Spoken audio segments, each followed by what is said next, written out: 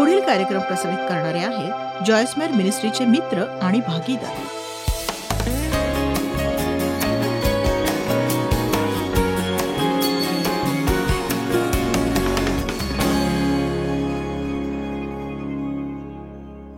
योहान अध्याय 1 वचन 1 ते 5. प्रारंभी सगळ्या समयापूर्वी शब्द होता ख्रिस्त. आणि हा पहिला भाग तुमच्यापर्यंत पोहोचावा असं मला वाटतं. ते आहे वचन 1. आणि मी केवळ याच पुस्तकाबाबत म्हणत नाही, पण शब्द या पुस्तकातील देवाचा प्रेरित शब्द ख्रिस्त आहे. याचा अर्थ आहे आपण त्याकडे खूप काळजीपूर्वक जायला हवं आणि देववचनाचं महत्त्व समजून घ्यायला हवं. आता इथे असलेल्या कित्येकांनी देववचनाचं महत्त्व जाणलंय, म्हणून तुम्ही इथे येऊन देववचन ऐकण्यासाठी वेळ काढताय आणि मनापासून इथे वचन ऐकताय. कदाचित हा तुमचा सुट्टीचा काळ असू शकेल. तुम्ही इथे येऊन वचन ऐकताय. बघा, असे अनेक लोक आहेत प्रार्थनापूर्वक आणि आशेने जे आता पाहतायत, त्यांच्यासाठी प्रत्यक्षात अशी सुट्टी वगैरे काढून कुणीतरी देववचनाबद्दल बोलतंय ते ऐकणं ही एक विक्षिप्त गोष्ट असेल. कदाचित तुमच्याकडे कुठेतरी बायबल धूळ खात पडलं असेल आणि कदाचित एखाद वेळी मला माहित नाही, पण ते उघडून 23वे स्तोत्र तुम्ही वाचलं असेल, कारण ते तुम्ही बऱ्याचदा ऐकलेलं लहानचं स्तोत्र आहे. पण देवाचं वचन खरंच आपल्यासाठी काय आहे? मला विश्वास आहे आपल्यासाठी ते जीवन आहे. मला विश्वास आहे ते आपलं आत्मिक अन्न असायला हवं. आणि जसे तुम्ही रोजचं नैसर्गिक अन्न खाता, तुम्हाला माहिती आहे जर तुम्ही ते अन्न सेवन नाही केलं तुम्ही दुर्बल व्हाल. मला विश्वास आहे आणि आपल्याला समजून घ्यायची गरज आहे की हे अन्न प्रत्यक्षात या अन्नाची आपल्याला गरज आहे आत्मिकरित्या बलवान राहण्यासाठी आणि आपला वधस्तंभावर न दिलेला जीव नियंत्रणात राखण्यासाठी सुद्धा. किती जणांना तुमचा जीव नियंत्रणात ठेवण्याची गरज आहे? आणि यात सामर्थ्य आहे. देववचनात सामर्थ्य आहे. मागच्या आठवड्यात मी एक मुलाखत देत होते. विश्वास ठेवा अगर नको, पण ती 8 तासांची मुलाखत होती. मी काही लोकांशी बोलत होते ज्यांना काही गोष्टी अगदी समजतच नव्हत्या. म्हणून ते मला अशा प्रकारचे प्रश्न विचारत होते. ठीक आहे, तुम्हाला हे कसं ठाऊक की हे सत्य आहे? मी म्हटलं, कारण ते कार्य करतं. जर तुम्ही तुमच्या आयुष्यात त्या तत्वाचं अवलंबन केलं तर ते कार्य करतं. म्हणजे परमेश्वर हे म्हणण्यास धैर्यवान आहे की देण्याविषयी अनुभव घ्या. प्रतीती पहा. मलाखीमध्ये प्रतीती पहा. सेनाधीश परमेश्वर म्हणतो, माझ्या मंदिरात अन्न असावे म्हणून सगळा दशमांश तुम्ही भांडारात आणा, म्हणजे मी आकाश कपाटे उघडून जागा पुरणार नाही एवढा आशीर्वाद तुम्हाकरिता वर्षितो की नाही याविषयी माझी प्रतीती पहा. तो म्हणतो. आता पूर्ण देण्यासंदर्भात ते माझ्याशी बोलत होते आणि मी समजू शकते की लोकांना ते नाही समजत. म्हणजे मला समजलं की त्यांना खरंच नीट समजत नाही आणि म्हणून मी खरंच चिडले नाही. त्यांना नीट समजावं असंच मला वाटत होतं आणि म्हणून समजावण्याच्या प्रयत्नात मी म्हटलं की लोकांचा द्वेष करण्याऐवजी त्यांना क्षमा करण्याचा प्रयत्न करा आणि बघा किती आनंदित होतं ते. फक्त प्रयत्न करा आणि तुम्ही तुमच्या शत्रूंसाठी त्यांचा द्वेष करण्याऐवजी प्रार्थना केली तर काय घडतं ते बघा तुम्ही. देव तुमच्या आयुष्यात काय करतो आणि त्यांच्या बाबतीत काय करतो ते. आणि हे अद्भुत पुस्तक जे मला खूप आवडतं आणि ज्यामुळे माझं जीवन बदलून गेलंय. माझी प्रार्थना आहे की आज मी हा संदेश देत असताना हे त्या लोकांपर्यंत पोहोचेल ज्यांना हे समजत नाहीये की यात मदत आहे आणि आरोग्य आहे, आशा आहे, जीवन आहे आणि बदल आहे. तुमच्यासाठी या देववचनात हे सगळं उपलब्ध आहे. प्रतीती पहा, प्रयत्न करा, याचा अनुभव घ्या. नुसतं मागं बसून म्हणण्याऐवजी याला बायबल समजत नाही, ठीक आहे, तुम्हाला जे भाषांतर समजतं ते घ्या आणि ते वाचा आणि ते खरोखर खूपच अद्भुत असं आहे. आमच्याकडे टीव्हीवर नुकतीच एक साक्ष झाली आणि मला ठाऊक नाही तुम्ही ती पाहिली की नाही, पण ती खरोखर माझ्या संपूर्ण आयुष्यात ऐकलेल्या साक्षीमध्ये एक अद्भुत अशी साक्ष होती. आणि ती एका यहुदी माणसाविषयी होती जो चाळत होता काही पुस्तकांचे ढिगारे आणि खूप पुस्तकं होती तिथे. आणि माझं युद्धभूमी मनाची हे पुस्तक त्या ढिगाऱ्यात होतं. आणि तो ती पुस्तकं चाळत असताना माझी चेष्टा करण्याच्या दृष्टिकोनाने ते पुस्तक चाळू लागला आणि त्याला त्यात इंटरेस्ट वाटायला लागला. आणि म्हणून त्याने ते पुस्तक घरी गुपचूप आणलं, कारण त्याला त्याच्या यहुदी पत्नीला हे कळू द्यायचं नव्हतं की तो एका ख्रिस्ती लेखकाचं पुस्तक वाचतोय. त्याला ठाऊक नव्हतं, पण त्याची पत्नी सुद्धा बायबल लपून छपून वाचत होती आणि त्याला ते कळू नये असं तिलाही वाटत होतं. आणि ते दोघंही खरं तर त्यांच्या तारणाऱ्याच्या शोधात होते, ते उत्तराच्या शोधात होते. आणि दोघेही हे एकमेकांपासून लपवत होते. आणि थोडक्यात काय, युद्धभूमी मनाची पुस्तक वाचताना त्याला बायबलही मिळालं, त्याने बायबल वाचायला सुरुवात केली, त्यांचं तारण झालं. तर बघा, त्याला प्राप्त झालं. आता नीट ऐका, हे अद्भुत आहे.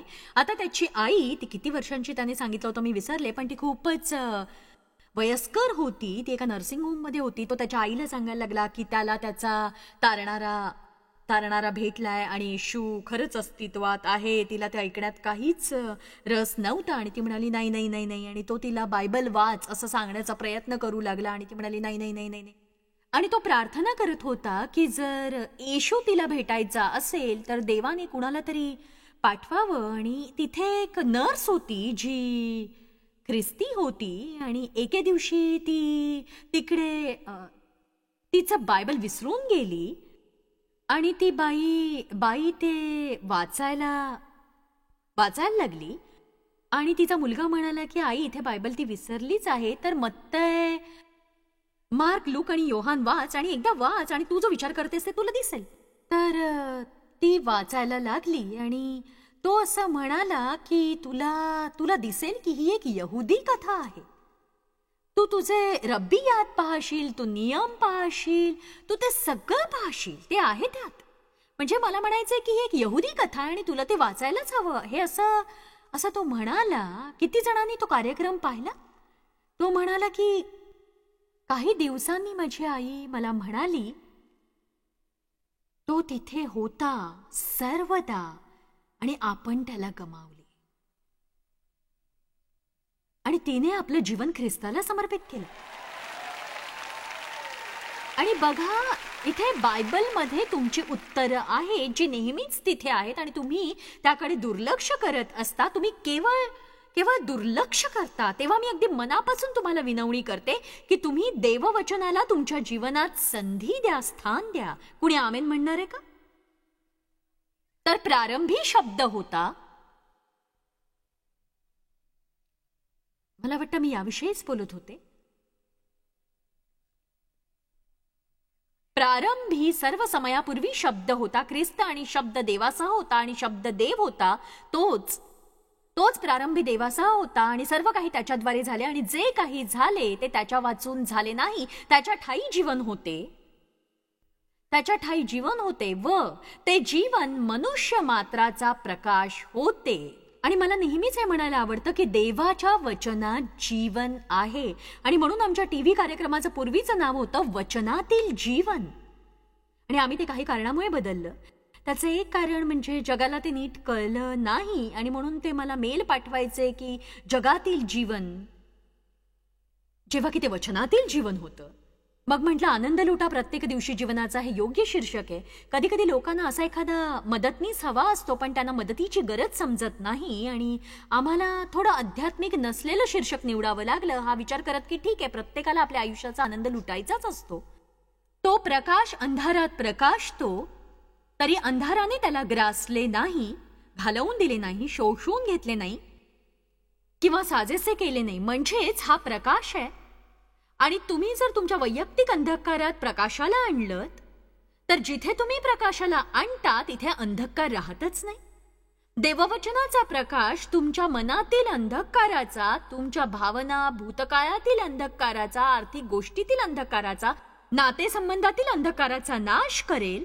हे खरं पुस्तक आहे, खऱ्या उत्तरांचं, खऱ्या लोकांसाठी जे खरं फळ उत्पन्न करतात. इथे आपण केवळ एक धार्मिक सहभागिता म्हणून एकत्र नाही होत, हे खरं आहे आणि देववचनात तुमचं जीवन बदलण्याचं सामर्थ्य आहेच. येशू योहान अध्याय 6:63 मध्ये म्हणतो, मी जी वचनं तुम्हाला सांगितली आहेत व जीवन आहेत. ही वचनं म्हणजे सामान्य शब्द नाहीत, ही वचनं सामर्थ्यपूर्ण आहेत आणि त्यांच्यामध्ये तेवढी क्षमता आहे की तुमच्या ऐकण्याद्वारे तुमच्या मनाचं नवीकरण केलं जाईल. तुम्ही कधीतरी पाहायला हवं, मी इथे वरती उभी राहून पाहते, जेव्हा मी काहीतरी बोलत असते आणि अचानक कुणाचा तरी अश्रूंचा बांध फुटतो, त्यांच्या जीवात आशा येते.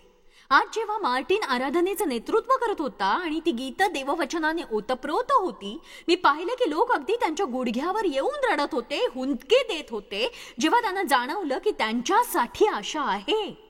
आणि माझी इच्छा आहे की तुम्ही जाणून घ्या, जिथे कुठे तुम्ही जगात आहात, जिथून तुम्ही पाहताय, ज्या देशात तुम्ही राहत असाल, तुम्ही आशाही नाही आहात, तुम्ही असहाय्य नाही आहात. कारण परमेश्वर जो जिवंत आहे, तुमच्यावर प्रीती करतो, व्यक्तिगतरित्या प्रीती करतो, तुम्हाला मदत करू इच्छितो आणि तुम्ही त्याच्याबरोबर नातं जोडू शकता आणि तुम्ही त्याला जाणू शकता देवाच्या वचनाच्या मननाद्वारे. आमेन.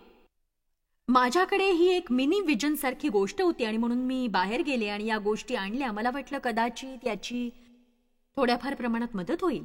तर तुम्ही पेपरमध्ये किंवा कुठेतरी सकाळी काही वाचता, तुम्हाला सगळं काही सहज सोपं वाटतं आणि लोकांना काहीतरी आवडीचं. चला आता जरा हा पेपर वाचूया. वाचण्यासारख्या बऱ्याच गोष्टी आहेत यात. Tiger Woods masterful return. आपण त्याविषयी वाचतो, मास्टर्स गोल्फ टुर्नामेंट मधलं त्याचं पुनरागमन, आणि मग आपण दुसऱ्या पुस्तकातल्या मास्टर विषयी वाचतो.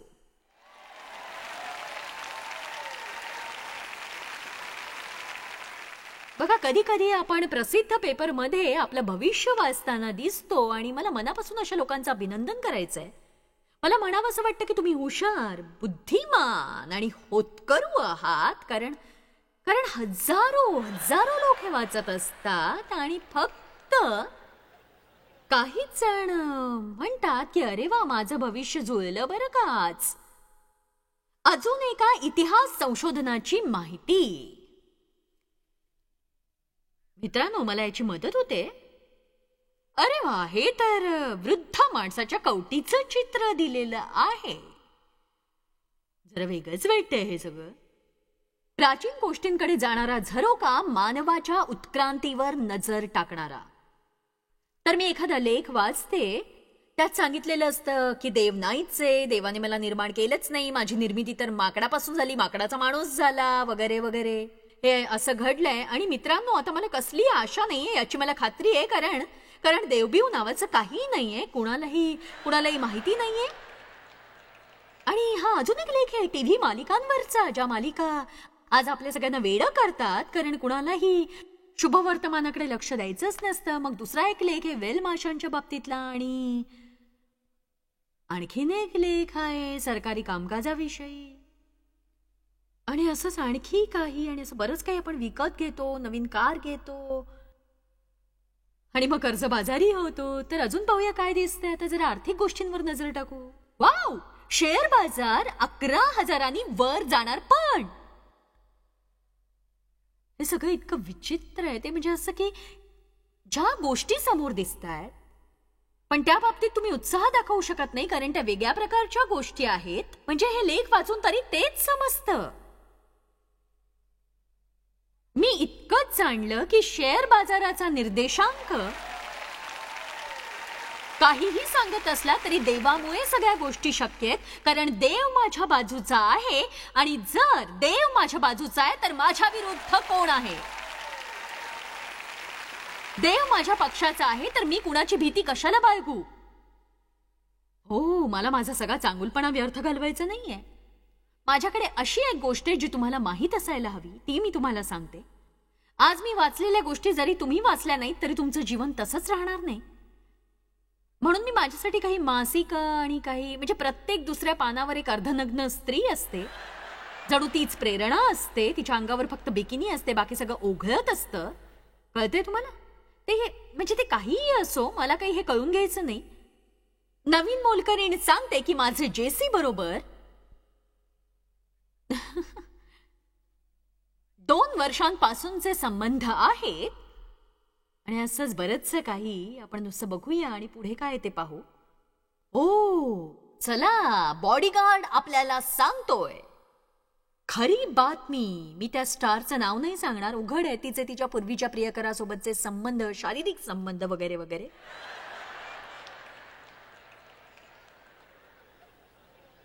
हो मित्रांनो, मला आता खूप आनंदी वाटतंय, खूप छान वाटतंय. मी अगदी दिवसाचं स्वागत करायला तयार आहे असं वाटतंय, सामर्थ्यवान स्त्री असल्यासारखं. आणि बघा आता ती आपल्या कर्मचाऱ्यांवर ओरडतीये, ती मनोरुग्ण असल्यासारखं वाटतंय. अजून एक सिनेस्टार जी कमकुवतपणाने अगदी मरायला टेकलेली आहे, बारीक होण्यासाठी ती स्वतःला मारून टाकते. अजून एक घटस्फोट, आणखीन एक काहीतरी, कुणाचं तरी गुपित. चला बघूया.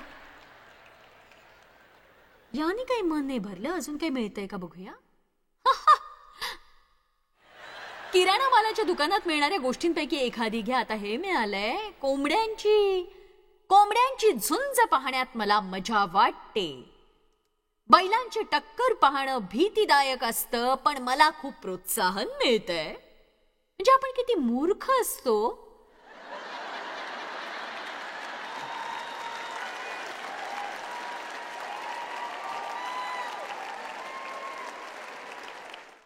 आता तुम्ही याकडे, जशी मी आता याकडे पाहते तसं पाहता, म्हणजे आपल्याला सगळ्याचा अर्थ हवा असतो.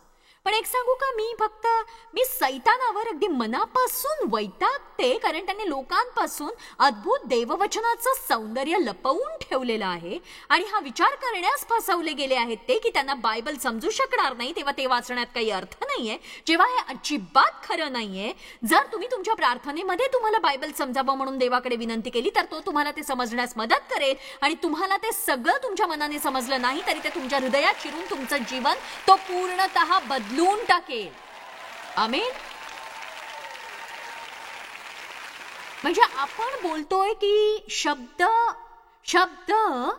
देही झाला आणि त्याने येऊन मानवामध्ये वस्ती केली. शब्द चिन्हा दाखल वापरण्यात आलेला आहे. ख्रिस्तासाठी जो सुरुवातीपासून आपल्यासोबत होता, एकही गोष्ट त्याच्याशिवाय घडली गेली नाही, त्याच्याच द्वारे सगळं काही निर्माण केलं गेलं. आम्हामध्ये वस्ती करण्यासाठी त्याने मरण पत्करलं, तो मेला, आमच्या पापांकरिता मरण पावला, तो वधस्तंभावर बळी गेला, आमच्या जागी तो मरण पावला, मरणातून परत उठला आणि आता आमच्या अंतःकरणात वस्ती करू पाहतोय.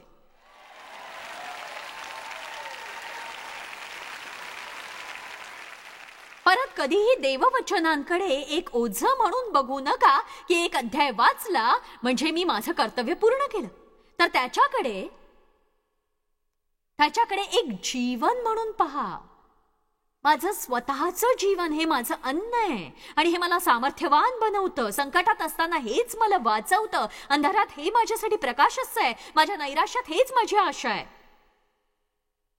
मला हवंय की लोकांनी देववचनाचा आदर राखावा, प्रेम करावं. लोकांना काय वाटतं ते बऱ्याच दिवसापासून माझ्या मनात आहे. मी ते तुम्हाला सांगणार आहे. काय होता की मी बायबलचं चुंबन घ्यायचंय, म्हणजे मी बायबलला मिठी मारायचे, चुंबन घ्यायचं आणि म्हणायचे की हा हा माझ्या देवा, मला आठवतंय की या वचनांपूर्वी मी कशी व्यक्ती होते. मला आठवतंय जर कुठल्याही कामासाठी मला काही मार्ग सापडला नाही तर एकच मार्ग असायचा, तो म्हणजे चिडणं आणि सगळा दिवस दयनीय घालवणं. पण याने मला मार्ग दाखवला आणि मार्ग सापडत नसतानाही मुक्त आणि आनंद राहण्याचा मार्ग. सगळ्यात मोठी गोष्ट काय असते ती म्हणजे तुम्हाला मार्ग सापडत नसतानाही तुम्ही सगळा दिवस आनंदी राहणं. तुमच्यापैकी काही असतात की मी अजून तिथे पोहोचलेच नाहीये. जर तुम्ही देववचनामध्ये सतत राहाल, दुसऱ्या तिमोथीमध्ये बायबल सांगतं की वचन खंबीर करतं, ताडण करतं, दोष दाखवतं, सूचना करतं आणि उत्साहित करतं, उद्युक्त. उद्युक्त करतं. 2 तिमोथी 3:16 ते सद्बोध, दोष दाखवणे, सुधारणूक, नीती शिक्षणासाठी लिहिलेलं आहे. वचन तुमच्याशी बोलतं. मध्यरात्री कधी वचन तुमच्याशी बोलत असलेले जाणवले? किंवा एखाद्या निर्णय घेण्याच्या प्रक्रियेत तुम्ही पोहोचला असाल, अचानक तुमच्या मनात एखादा विचार उसळी मारू लागतो आणि तुम्हाला वाटतं की मी हे नाही केलं तर बरं होईल. चला बघूया अनुवाद 8. या आठवड्यात मी आपण ख्रिस्तात कोण आहोत हे शिकवणार आहे. आणि आज याविषयीचा माझा मुद्दा असा आहे की सर्व काही ख्रिस्तामध्ये असणे याचाच अर्थ वचनात राहणे असा आहे.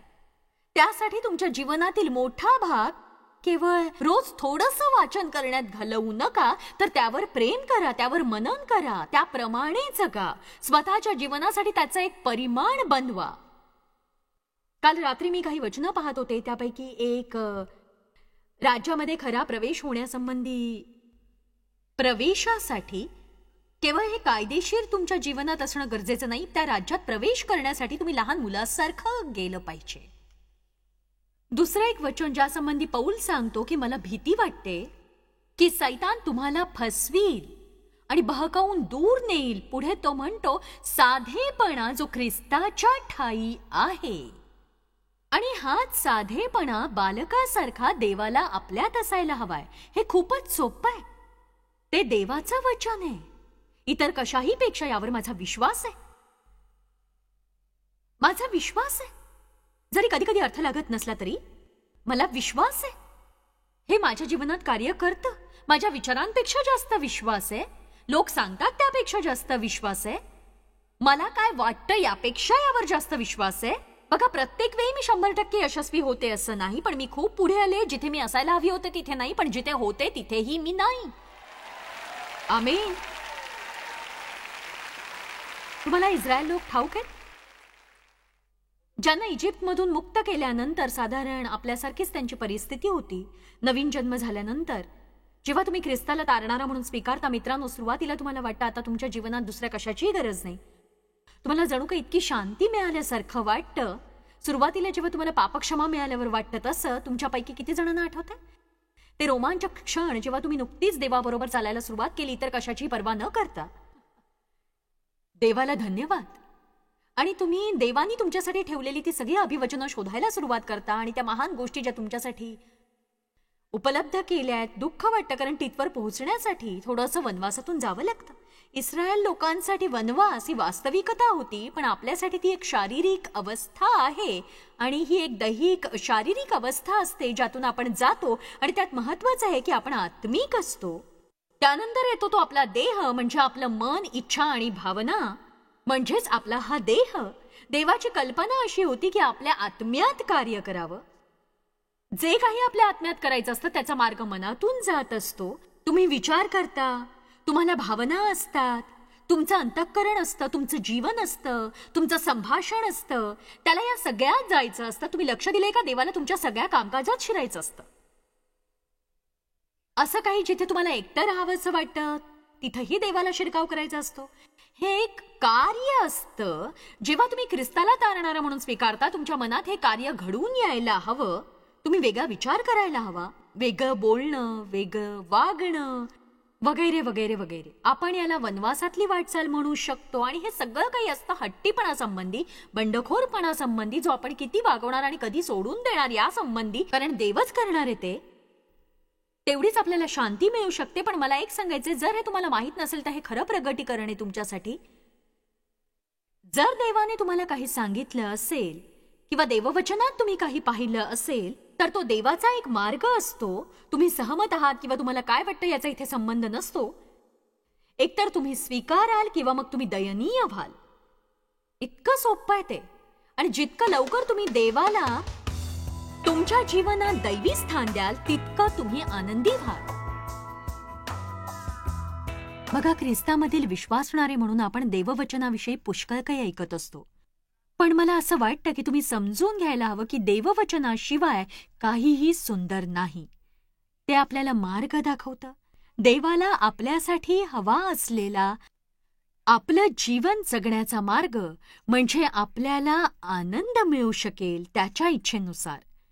देववचन आपल्याला उत्साहित करतं, ते आपल्याला सुधारतं, ते आपल्याला खंबीर करतं, आपलं ताडण करतं, आपल्याला शिक्षा करतं, पण ते आपल्याला आपण त्याच्यात कोण आहोत हे दाखवतं. आणि ही खरंच शिकण्यासाठी अतिशय सुंदर गोष्ट आहे.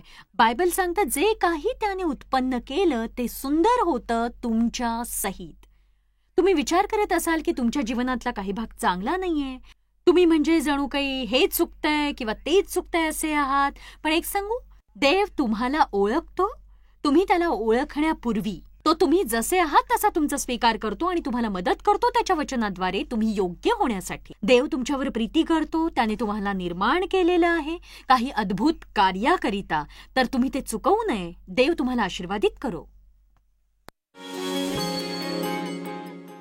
जॉयस्मायर मिनिस्ट्रीज करता तुम्ही खूप मौल्यवान आहात. आम्हाला तुमचं कौतुक आहे आणि जगभरामध्ये हे सेवा कार्य शक्य करण्याकरता आम्ही आमच्या मित्रांचे आणि पार्टनर्सचे आभारी आहोत. आम्ही एकत्रितपणे भुकेल्यांना खाऊ घालतो, गरिबांना वस्त्र देतो आणि राष्ट्रांना सुवार्ता सांगतो. तुमच्या प्रार्थनेच्या विनंती करता आमच्याविषयी आणखी माहिती मिळवा. जॉयसच्या कॉन्फरन्सच्या तारखा पहा आणि ख्रिस्ताची प्रीती जगभरामध्ये पसरवण्याकरता आमचे सहभागी व्हा. याचा सर्व खर्च जॉयस्मायर मिनिस्ट्रीचे मित्र आणि भागीदार करत आहेत.